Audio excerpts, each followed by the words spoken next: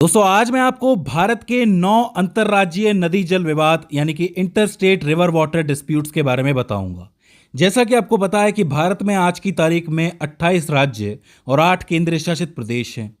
आज़ादी मिलने के बाद समय समय पर कभी भाषा के आधार पर कभी क्षेत्र के आधार पर धीरे धीरे राज्यों का गठन होता चला गया। अब जाहिर सी बात है, आप ज़मीनों को बांट सकते हो, लेकिन जो नेचुरल रिसोर्स है जैसे कि नदी का पानी है वो तो जिस तरह बहता है वैसे ही बहेगा। आज भी वैसे ही बह रहा है। तो ऐसे में बहुत सारी ऐसी नदियां हैं जो दो या दो से ज़्यादा राज्यों से होके बहती हैं।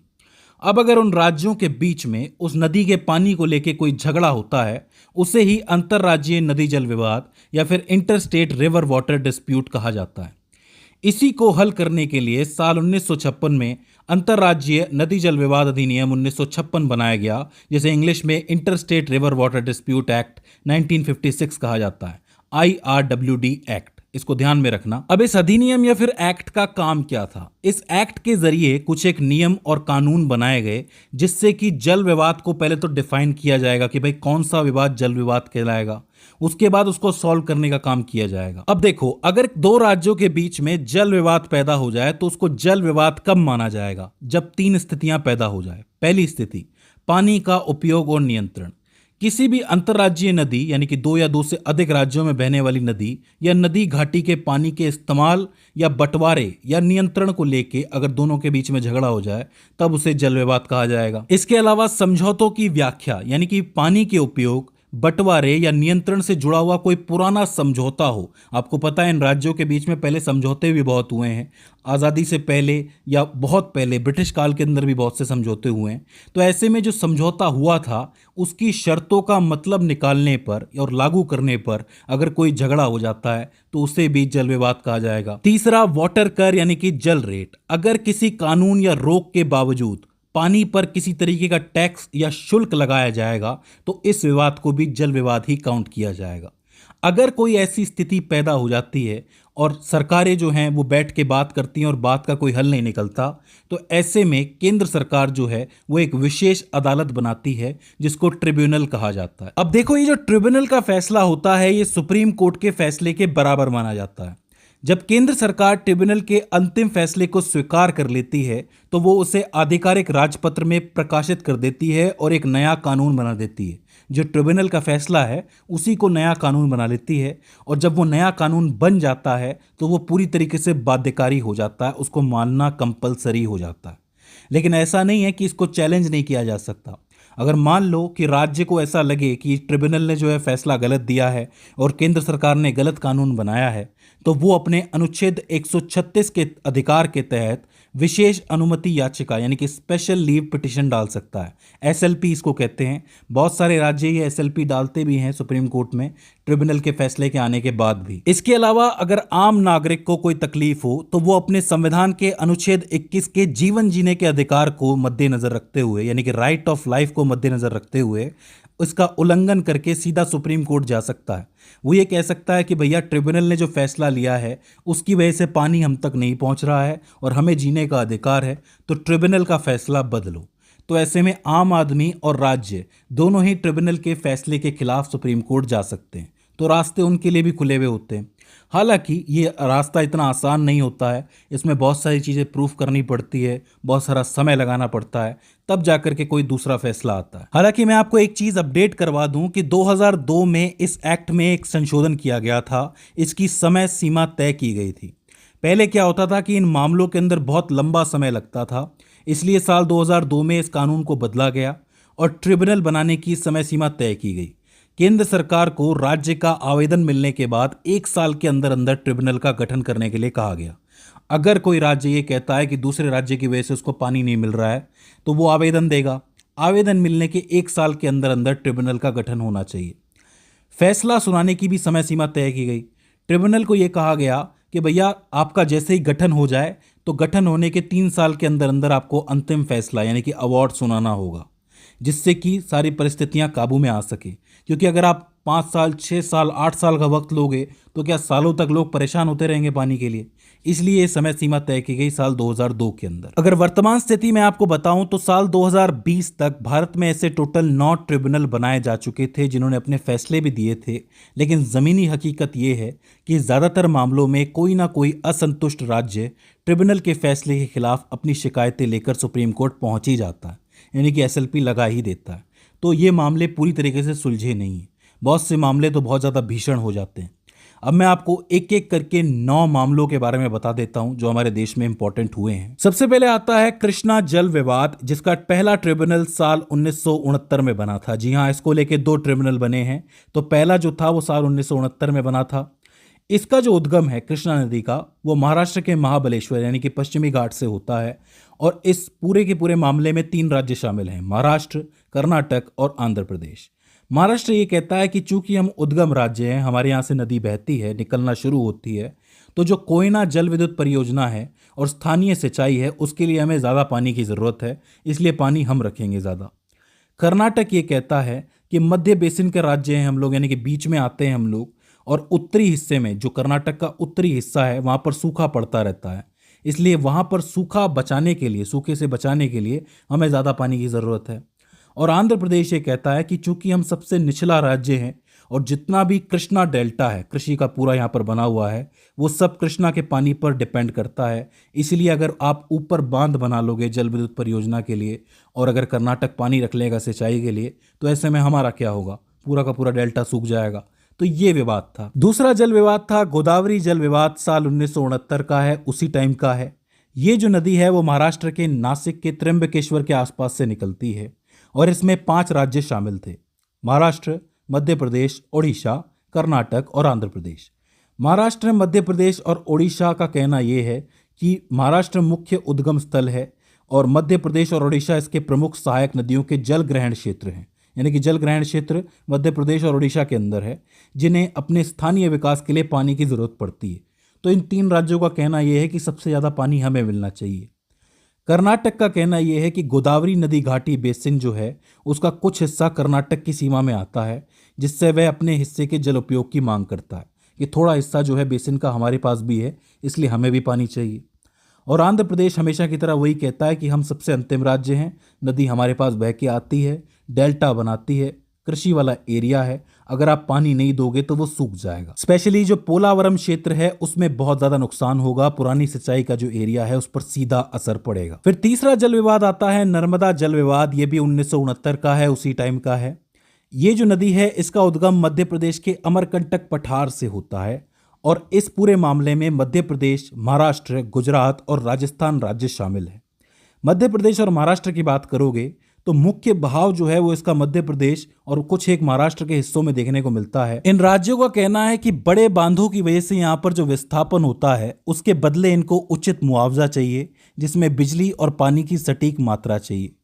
गुजरात का कहना यह है कि चूंकि हम मुख्य निचले राज्य हैं और यहाँ पर सरदार सरोवर बांध बना हुआ है, जिससे कि कच्छ और सौराष्ट्र जैसे सूखे इलाकों में नहरों तक पानी पहुंचाया जाता है, इसलिए हमें पानी की अधिक जरूरत है। फिर राजस्थान की बात करोगे तो वैसे तो राजस्थान इस नदी के हिसाब से गैर तटवर्ती राज्य है, लेकिन इसके कुछ एक सूखे हिस्से हैं जैसे कि बाड़मेर, जालौर और दूसरे सूखे हिस्से, उनमें पानी पहुंचाने के लिए, नहर द्वारा पानी पहुंचाने के लिए इसको जीवनदायी नदी माना जा सकता है। तो वहां तक पानी पहुंचाने के समझौते में इसको शामिल किया गया है, तो वो भी इसके लिए लड़ रहे हैं। तो इसका मतलब ये सारे राज्य इस पूरे मामले के अंदर शामिल हैं। फिर रावी ब्यास विवाद की बात करोगे तो ये विवाद तो बहुत ही पुराना है, आपको मालूम है। ये दोनों नदियां हिमाचल प्रदेश के रोहतांग दर्रे के पास से निकलती हैं और मुख्य रूप से पंजाब से होकर बहती हैं। इसमें पंजाब, हरियाणा और राजस्थान तीनों ही शामिल हैं।